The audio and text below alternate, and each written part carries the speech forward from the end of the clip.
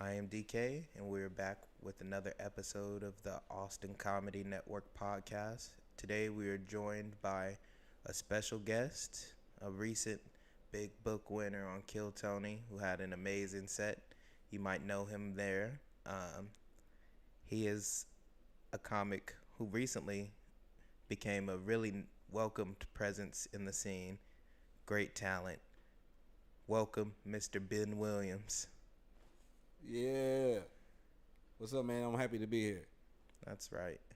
That's right. Man, so this has been one in the making for quite a while. Ever since I told you that we were going to start this up, um, you're one of my you're one of my greatest friends out here. I really enjoy your presence. It's always nice to see another black guy in particular. And I'm not too huge on the whole big black thing, but I fucking you know what I mean. We have a great time together. Yeah, we do. We have a great We time. be having we be doing some real ignorant shit in the corner. Yeah, we have fun times, man. But I mean, apart from even your personality, from the very moment I saw you perform your first set out here, I knew that you're somebody that I really wanted to be friends with because I really admired the way that you perform comedy. Thank you. You always keep the same energy on stage, regardless of how small the crowd is. You go out there ready to do it every night, and you're one of the people that I see who constantly writes new stuff. You don't go out there performing the same jokes all 7 weeks. I don't like that. I see you every other week. You're throwing in new stuff, trying out new stuff. I mean, and a lot of the time it's fire. And I love to see the process and the growth of someone like you, who where are you from? Let's get into that a little bit. All right, I'm from Galveston. You're from Galveston, Texas. Yeah. Okay. And is there anything interesting about Galveston? Like, is Galveston known for anything? Yeah, they known for the 1900 storm. Like, we known for like the Pleasure Pier and stuff like that. So it's pretty well known, but it's like it's very So small. all bad too. shit. Yeah, like all bad shit. Basically, yeah. It's known for hurricanes hitting us and shit. So tell us a little bit about growing up in Galveston. Any interesting stories you have? Oh, well, it was good, man. Growing up in Galveston was fun. It was like I got a lot of interesting stories, bro. Like from me meeting Hurricane Chris, man, the rapper from Louisiana, to like just like being badass kids and shit, fighting and shit. It was just crazy shit. So did you live your whole life in Galveston? Nah, man, I actually moved like 15 minutes away to Lamarck, and it's like a small town. Like, it's outside Texas City. Like, I was living in like Lamarck and Texas City area, and that's like 15 minutes away. And it's like a small town, bro. It's very industrial. It got fucking the plants and shit there, and it's like it's even smaller than Galveston, but it's still like it was cool. It was cool living there also. Yeah, I met a lot of friends there. So I lived there like half my life. Then I just made the move here. Yeah. I lived in Bay Cliff too. That was a crazy place. Bay Cliff, where, Texas? Yeah, man. It was very like the whole town was crazy, bro. There was a lot of meth over there. It was crazy. And motherfuckers always say you gotta like lose your teeth to stay there. Nobody had teeth there. You know what I'm saying? Yeah. And it was like funny, but it was a cool place, man. It was like everywhere I went, like taught me like a lesson and shit and journeys and shit. It was very fun. Cool. Yeah. So tell me a little bit about how long have you been doing comedy? Man, I only been doing comedy for 6 months, man. Only 6 months? Yeah. That's crazy because you are an amazing talent to only be in comedy 6 months. What was your first time on stage like? Man, my first time, I was like overconfident. Cause I was like, man, I know I got this. I know I'm funny. Cause I always been like class clown and shit. But it really was like eye opening because it's like you thinking you can do with these. Like that's when I really took it serious. It's like my first time because like when I first said my first joke, they wasn't laughing, and it wasn't even like me fucking like telling a joke. I like did a reaction to them not laughing, and they fucking like started like laughing like a motherfucker. Cause I was like, man, make some noise if anybody love themselves. And nobody said nothing. I was like, damn, y'all don't love yourself. Y'all just like me. Shit. And they fucking started rolling, bro. And I was like, what the fuck, man? And then I tried to tell some more jokes. They ain't really killed, but just that one part. Like, I had like 2 parts that I got some laughter from. And it was like, yeah. Just from that, bro. Like, I was like, yeah, I'm doing this shit again. But I was like, my initial thought was like, I thought everything I say was gonna be funny. They was gonna laugh, but that I really learned like, nah, you gotta really like put some work in with this. It's not easy. Were you under the intoxication of any substances at the time? No. The reason why I ask is because I ask this question all the time. Yeah. And a lot of people use alcohol to help get them on stage their first time, and I did personally. I was pretty wasted my first time on stage. My first time on stage, bro, I wasn't really like wasted because I was broke as hell, and I didn't even know I was going to the bar that day. Someone just told me to go to the bar, and like I went, and my friends was there. I got wasted after my set because I was just there, and my homeboy who like he was working there and shit, and Ben, you ash it in there, by the way. Yeah. That middle cup. Yeah, he was working. Reese's ones works too. Yeah. He was working there, so like after he got off and shit, we got wasted. Like we celebrated, but it was lit, bro. Okay. And so since you've only been doing it 6 months, I'm sure you don't have a whole lot of experiences doing comedy, but do you have any bad ones in particular that have kind of stuck with you? Hell yeah, I got bad ones. My first time at the Secret Group was crazy, cause then this dude came out of nowhere. He saw me and my like manager at the time. We was like having a good time. We was laughing and shit. I was excited to be there, and it's like he came there. He was like this tall dude and was just started talking to me, bro, about nothing. He was talking and spitting and fucking like real adamant about what he was saying, and just like, oh man, like all these people here, man, none of these people your friend. Like, comics can't have friends, and just giving me all this advice and shit. And then, I seen this real, like, comic, Jay Cookie. She gave me good advice. She was like, nah, man.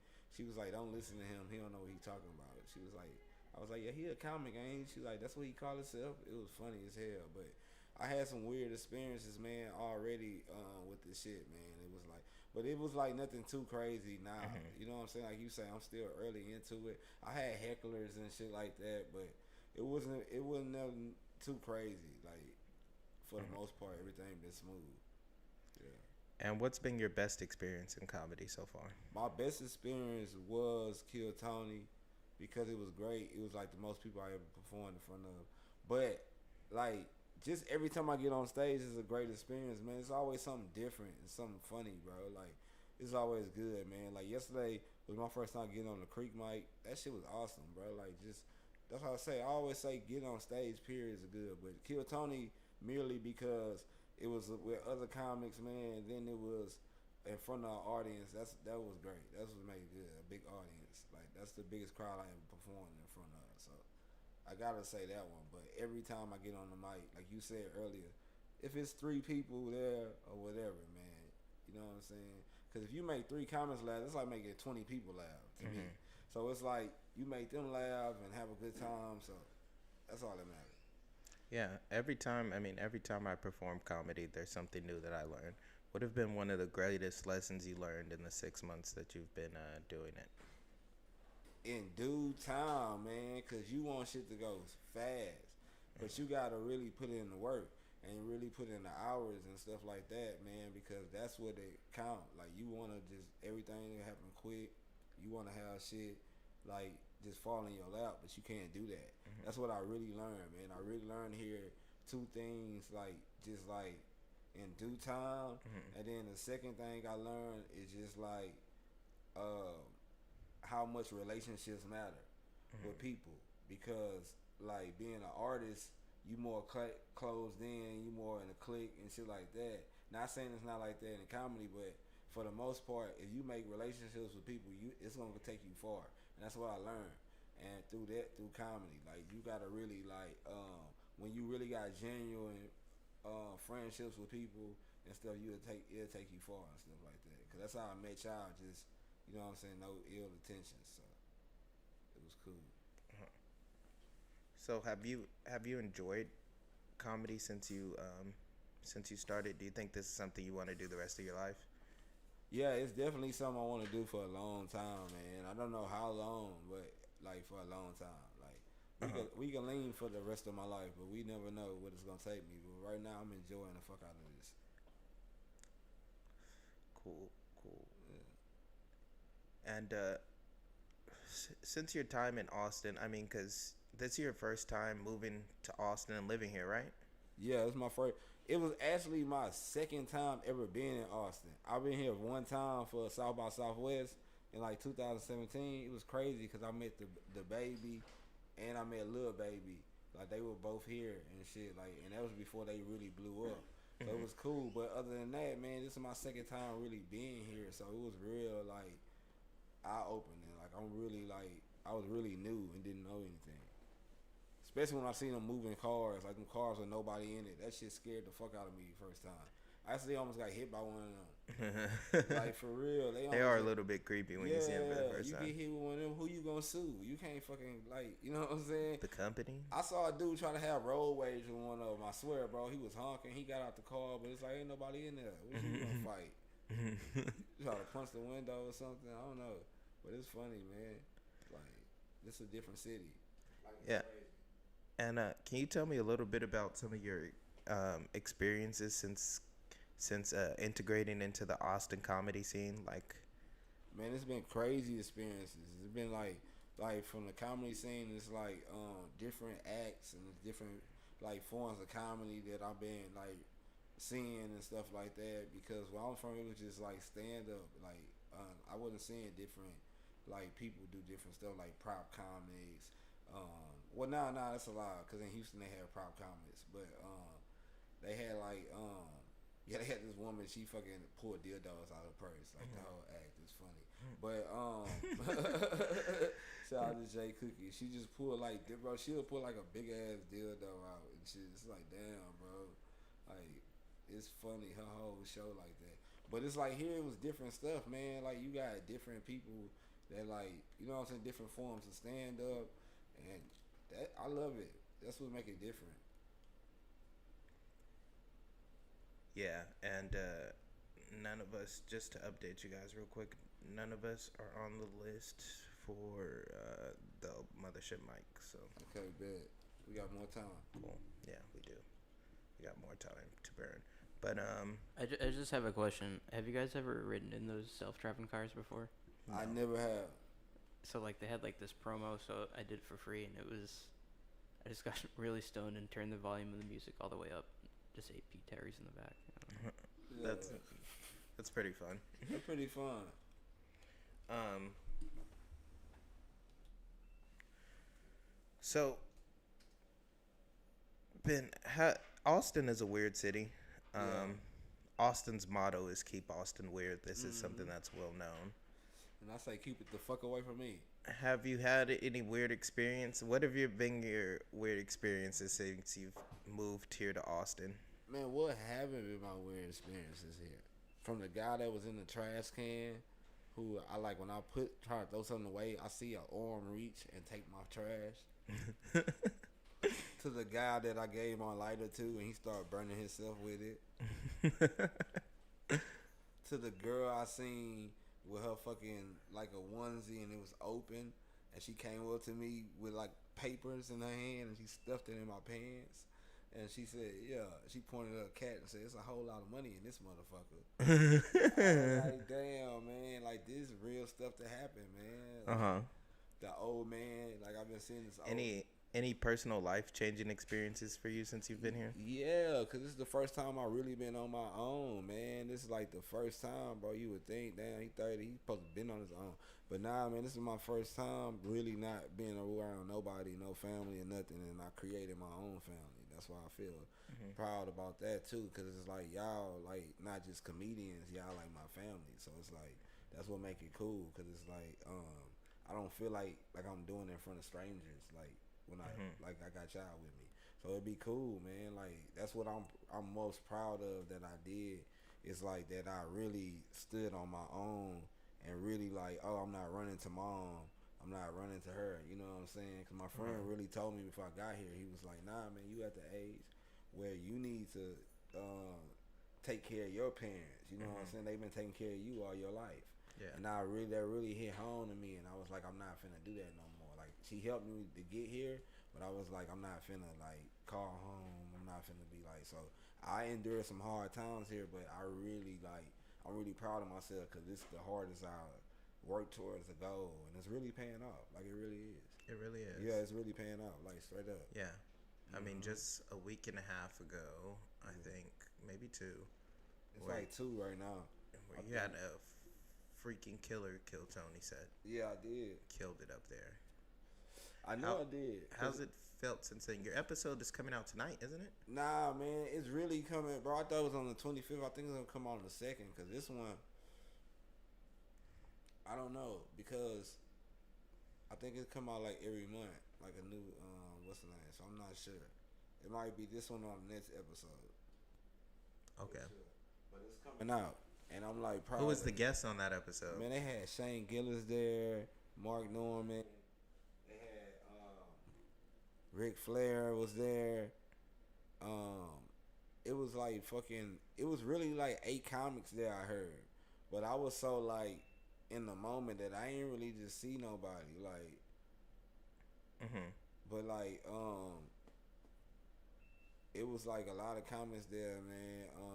It was real cool, man. It was like a good time, and like I had a great interview, I feel like, and they gave me a joke book, so it was good, man. I got to rap and shit. Like, it was fucking crazy.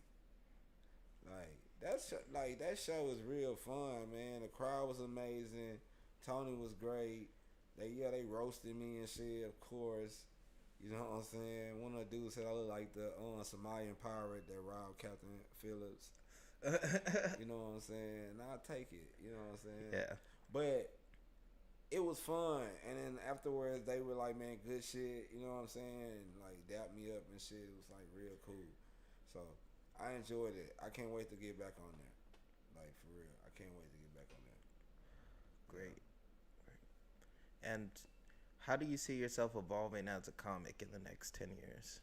Man, I'm really just gonna keep on trying, bro, and just like try new things and not be open. But I am gonna grow as a comic. Like I am. Like, I'm gonna mature.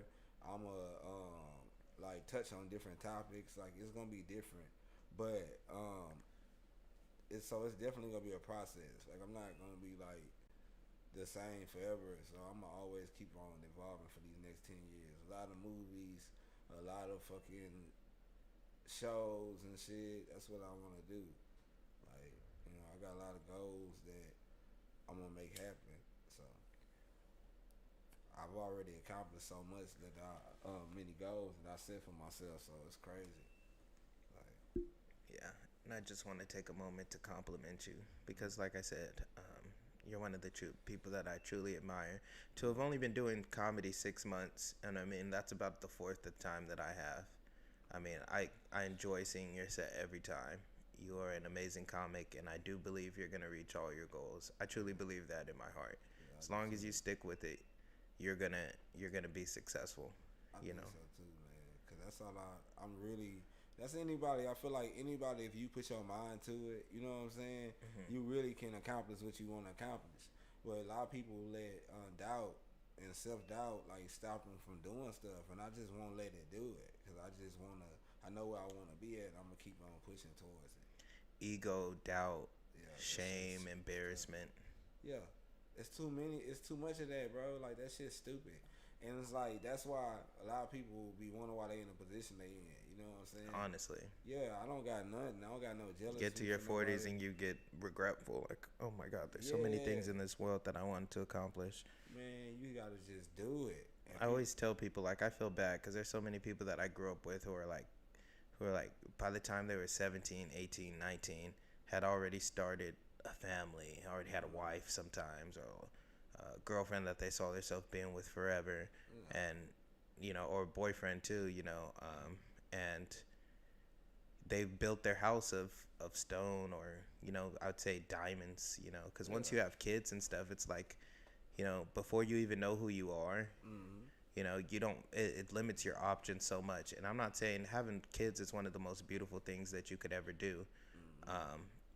But at that point, the focus of your life becomes your kids. And there's so many people that weren't ready for that, who weren't ready to give up their lives, and they had a kid, and now they struggle with halfway raising a kid and halfway, you know, trying to pursue what they want in life, or giving up on one, you know, and neither is right. You know, you can't give up on your kids, and it sucks to give up on your dreams.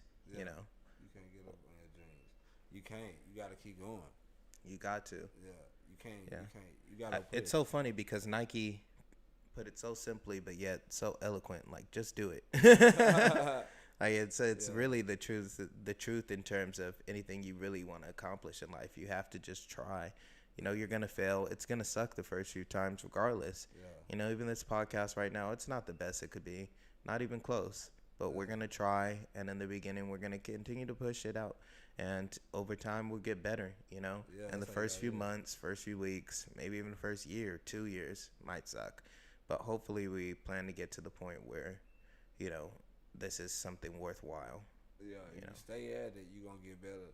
And that's the same thing with all of us when it comes to comedy, because one thing that's this podcast is about, it's about this Austin scene and documenting the people, the interesting characters within it, and the history of it, because there's not a whole lot of that going on. And I think the world is interested in the more underground and raw aspects of comedy, particularly in Austin, where the scene has blown up so much, you know.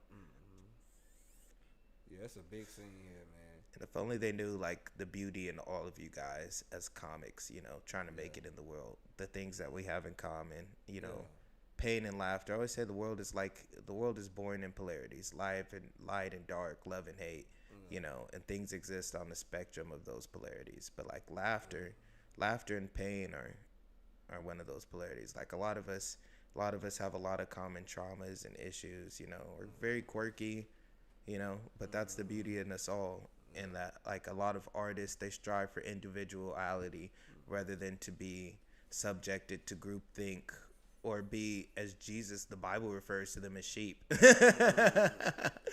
You know what I mean? So many people are more invested in becoming part of a flock than they are in ever discovering who they really are. Yeah. And it just leaves you at the end feeling empty. For real. At least that's been what I seem to have noticed or experienced throughout my life. Oh yeah, straight up, man. It's just like what Langston Hughes said, man. A dream deferred. Yeah. And that's what, like, it really will eat you up, and it really will have you like bitter and shit. And you gotta, like, as an individual, you have to decide to break that curse. Because if you don't, it'll never happen. And it's just, that's why I say, man, things be hard. Like, that's what I learned from, like, really, like, doing this shit from, like, making movies with my bro. It's like I would see the idea, I would see him, I would see us work towards it. I would see, like, it'll be hard shit, but then at the end of the day, we'll come up with a movie. And when that shit happened, like, when I, like, did the first one in 2019, I was like, nah, we can do anything. Like, because I seen, like, the process. And then I applied it to everything. Everything is like that. Like, you going to start something, it's going to be hard at first, but then if you stay at it, you're going to have a finished product. And once you do that, you could be able to do anything you want to do. Yeah. Yeah. And nothing is ever as easy as it seems. Nah, it's not. Because it's not like... And that's why so many people get discouraged even when they start something and start to get into the process and realize, damn, this is hard. Like, this isn't easy. Yeah. You know? And don't be afraid to take a break, too. Because that's how it was with me with music. Like, I love music. Like, even though, like, yeah, I'm doing comedy, everything going good with this, I still love music. And it's not like, oh, I'm not going to ever do music again. It's just the fact. You're black. That surprises no one. That don't surprise nobody. Of course he can rap. Black ass. Oh, of course he loves music. He probably can run, too. He's probably fast, this motherfucker. Yeah, this fucking guy. Show me a badge and find out. For real. Yeah, but no, there's a broader point to that. Like, and the things you want in life, you have to put in the effort to receive. Yeah. Like, I mean, it's honestly one of the basic laws of physics. Like, you put in what you receive. You reap what you know, there's the old saying, you reap what you sow. Yeah. And that is so true, unfortunately. And it's the unfortunate reality of so many things that people want to perspire to be. You can't get to point Yeah. A to Z without Yeah. going through B, C, D, E, F, G. Like, it Yeah. just doesn't happen. And that, it's part of life, and it, as you get older, it comes with acceptance. You learn to accept things like that then nothing is as easy as it seems. And that's why you have people, especially older people, have like appreciation for art and knowledge. Like, even if I don't necessarily think the same way or can do that, I can still appreciate somebody who's worked hard enough who can, and that's why so many people are into sports and stuff. It's like, may not be able to do that, but I appreciate somebody who's worked their entire life to fucking be able to run a 3.8. For real. That's how it is. It's like the appreciation. That's like me with comics. Like, I would never say a comic is bad or he suck or whatever, because it's like they crowd, and it's like your crowd. It's whatever you want to do. I'll never say that because I respect the craft too much. Yeah. About somebody. Like, And comedy is art and perspective. I tell people these two sayings all the time. Yeah. I'm like, comedy is like music. Somebody could be completely into hip hop or, let's say, country. Yeah. And you could try to play the Beatles for them, and they could be like, I don't like this. This is garbage. Yeah. That just because they think it's garbage, that they can think it's garbage. It's completely fine. To them, that's their honest opinion. That doesn't mean the Beatles in general are garbage or that rock as a whole is garbage. Nah, it just mean you just don't rock with it. Yeah. It's not, and that's what it is. Like, don't get me wrong. It's like you cannot, like, I would not say you're not funny, but that don't mean, like, you know what I'm saying. If I don't like you, I don't like you. Shit like that. But at the end of the day, I never say nothing about, you know what I'm saying, the craft. Like, nobody ain't funny or nothing like that. But it's like, yeah, that's just how I feel about it. I respect everybody. Like, I respect all comedians. And then there's this other old saying that you could be the sweetest peach on the tree. Some people don't fucking like peaches. Yeah, they don't even gotta, like, you don't even gotta like me. Like, Yeah. I don't give a fuck. Like, you don't even gotta like me. You don't gotta think I'm funny. You don't gotta do nothing. Just respect me. I'm gonna respect you. Yeah. And that's anybody. Like, that's any comedian out there. Like, you know what I'm saying? Like, I don't give a shit. But So real quick, Ben, yeah. walk me through a little bit of your writing process, because for everyone it's always so much different. How do you decide what you're gonna perform on stage? How do you come up with your jokes? Man, really, like, to be honest, like, I don't be having a sequence. Like, I got my jokes that I know that work, and I just use them, bro. Like, and then, like you say, I use new shit, and it's just like, when I used to rap, like, I used to write so much, and then I used to just come off the head, and it's like that with here. I wrote so much comedy, and then now I got it to where I know how to piece it together and just add on to it and stuff like that. Like writing at the tag mics and doing that. So I But you don't write that. new jokes anymore? Yeah, I do write new jokes. Like, when it's new, my process with that is I write it and then I memorize it, and then then to the point where I don't need the paper anymore. Because when I do that, it just come from, like, when I was in plays and shit. Like, growing up, I used to be in all these plays, so just reading something and memorizing it, that's just how I do it. And it's like, you know what I'm saying? So it seemed like I'm just doing it on the fly, but I'm really, like, done prepared this so much. You know what I'm saying? Yeah. And then sometimes, like, I add jokes in my head and just stuff like that. So it's just like a either or, like a paper or just off my head type of thing. Yeah. Yeah. I never liked the phone though. Like, I never like, and then shout out to comedians that do that, like people who do that, and ain't nothing wrong with that. It just I never been a phone guy, and it's like I never been like a guy who will have it in his hand on stage. Like, it's just not me. I'm just gonna be a dude that's like, you know what I'm saying? I'd rather just like memorize the shit out of it, and then just go on stage and do it. Like, that's just like my style as far as doing that. Okay. Yeah. Cool. I'm gonna hit you with a few quick questions. Yeah. So, favorite comedian. If you have to, you can do top 3. All right, favorite comedian. I'm gonna say Richard Pryor. And why? Because Richard Pryor and me really had similar crazy lives growing up. I didn't grow up in a whorehouse though, but I did like we had similar, like, you know what I'm saying, background. Like, I feel like he was trying to be a musician too. Like, so it's like different shit. Like, I don't know. It's like when you relate to different comedians and shit, and I related to more to him. Okay. Like different shit he been through. I was like, damn, that shit crazy. Like, so I just like that's one I related to like the most and shit. But growing up, it was Eddie Murphy. Like, well, like when I became like really like serious about this and I dived into him, I was like, yeah, that's who I related to the most. But I would say like him and Eddie like for real. And I discovered George Carlin real late, but it's like those people.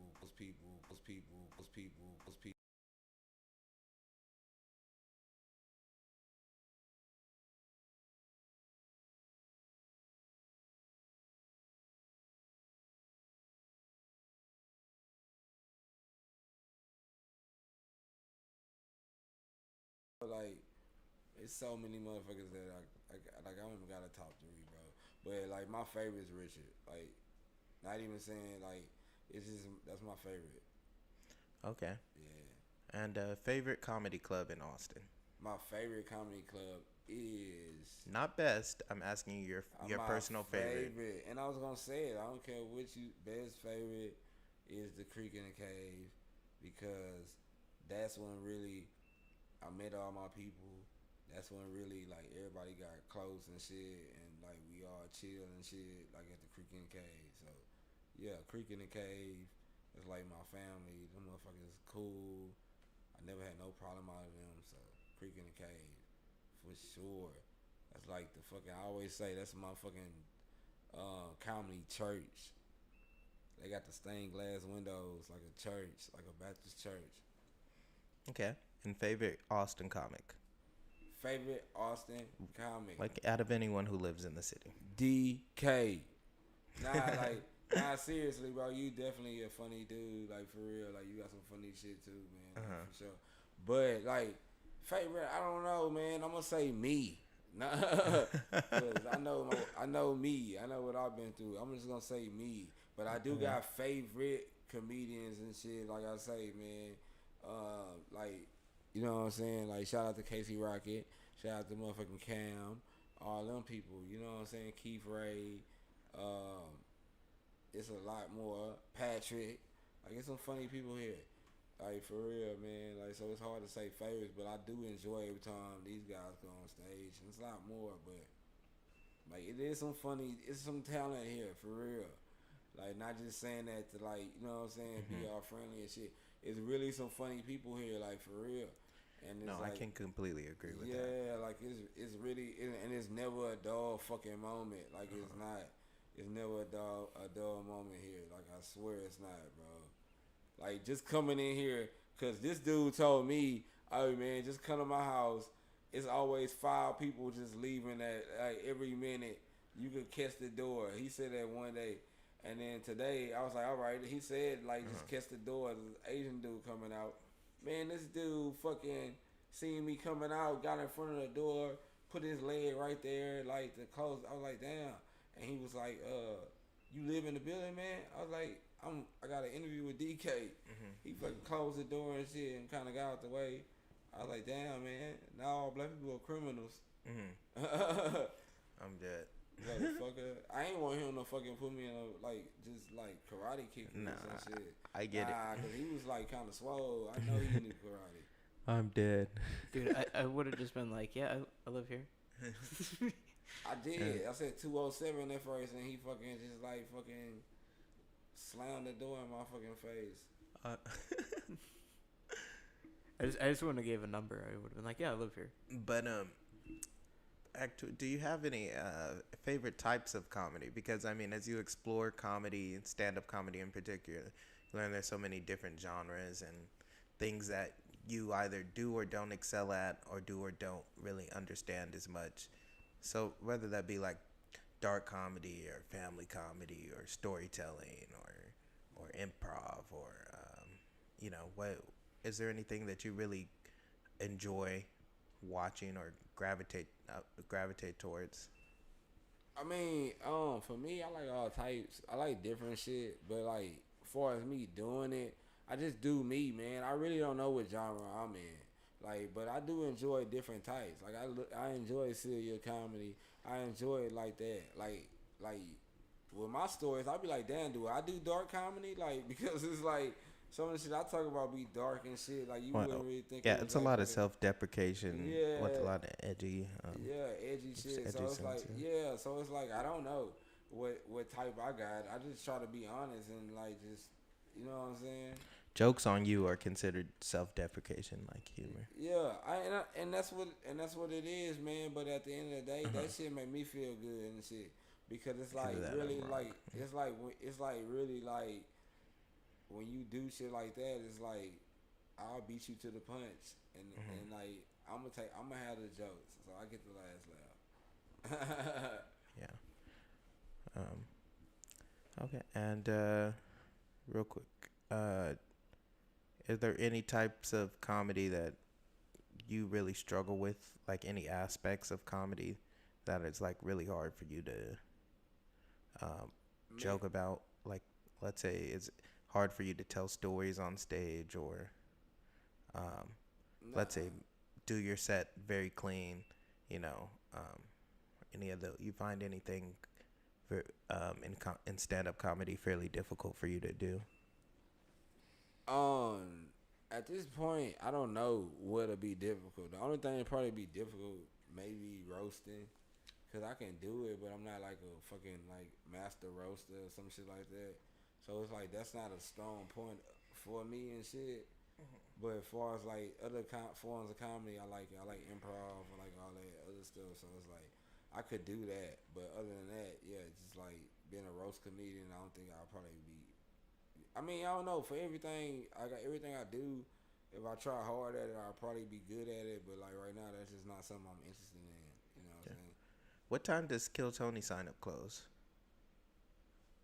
I think 7:30. What time Okay, is it on? it's 7. All right, let's go. Well, we have Ben. Ben is a was a Ben lives here in Austin, so we have so many other times to do more interviews with him. Yeah. But this has been fun, like always. Ben, let's get your closing thoughts. You got anything you want to say to the people before you go? Man, follow me at Ben Williams Comedy. You know what I'm saying? On IG. Make sure you follow me. Any YouTube or Yeah, on YouTube anything it's else you Ben want to plug? Williams Comedy. I want to say thank y'all for having me. I want to say the sky's the limit. If you believe in yourself, you could achieve it. And all the fat bitches need to holler at All right. me. It's been a great one, guys. Yeah, let's Thank do you. it. Yeah. Thanks again to Patrick, our producer. Yeah. He's out here every day, about to be constantly producing stuff for us. We really appreciate him. So that's been another good one. Thanks, guys. Yeah.